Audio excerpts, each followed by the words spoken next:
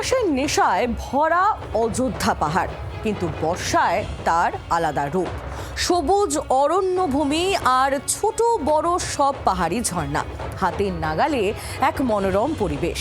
শুধু শীতকালেই নয়, বর্ষাতেও বেশ আনাগোনা বেড়েছে পর্যটকদের। বাড়তি পাওনা হিসেবে জুটছে ইলিশ।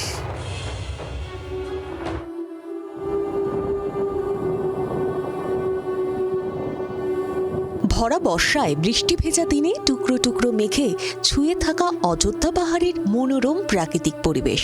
আর এই আমেজ চেটে পুটে উপভোগ করতে রাজ্যের বিভিন্ন প্রান্ত থেকে তো বটেই, ভিন রাজ্যের ভ্রমণ পিপাসুদের এখন পছন্দের ডেস্টিনেশন হয়ে উঠেছে পুরুলিয়ার অযোধ্যা পাহাড়। পুজো থেকে বসন্তের শেষ একটা সময় এটাই ছিল অযোধ্যায় পর্যটনের প্রধান মরশুম।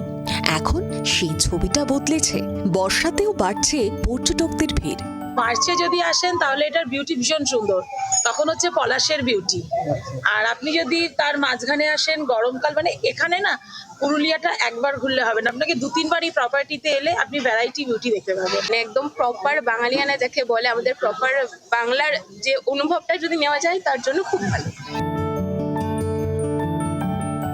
বর্ষা মানেই তো ইলিশ, তবে এখন ইলিশের রকমারি পথ খেতে হলে আর সুন্দরবন দৌড়তে হবে না। এবার সেই সুযোগও করে দিচ্ছে অযোধ্যা পাহাড়ের হোটেলগুলো।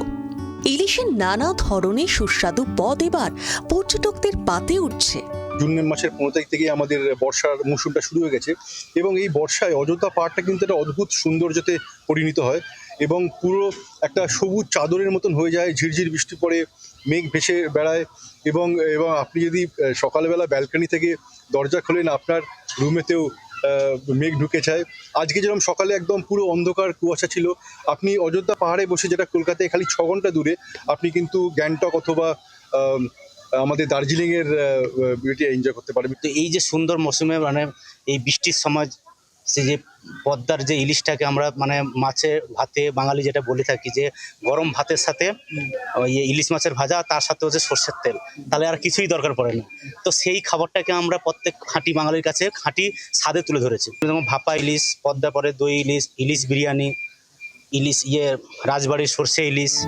রাজ্যে পালা বদলের পর পর্যটন স্থলগুলোকে ঢেলে সাজানোর উদ্যোগ নিয়েছে রাজ্য সরকার। পর্যটকদের জন্য নানা চিন্তা ভাবনা করছে হোটেল কর্তৃপক্ষ। অযোধ্যার হোটেলে পর্যটকদেরও ভালো ভিড় দেখা যাচ্ছে, ফলে শুধু শীতে নয়, বর্ষাতেও স্থানীয় অর্থনীতি বেশ চাঙ্গা।